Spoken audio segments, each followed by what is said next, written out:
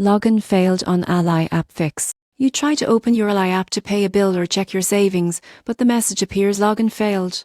It's frustrating, but don't worry, this is a common issue that can be solved quickly with a few simple steps. First, check your internet connection. Ally's app requires a secure and consistent connection. If you're on public Wi-Fi, switch to mobile data or move to a stronger signal.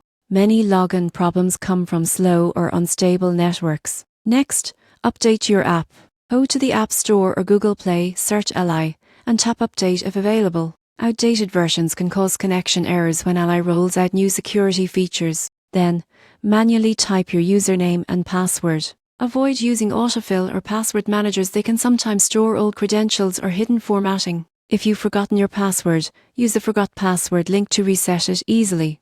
If you're using Fingerprint or Face It, disable it temporarily and log in with your credentials. This can refresh your session and fix stored authentication errors. Still seeing login failed? Try clearing the app's cache. On Android, go to Settings, Apps, Ally Storage, Clear Cache. On iPhone, delete and reinstall the app that clears all temporary data automatically. Also, check your phone's date and time settings. If your device clock isn't synced, Ally's security system may reject the lock-in attempt. Set it to automatic under date and time.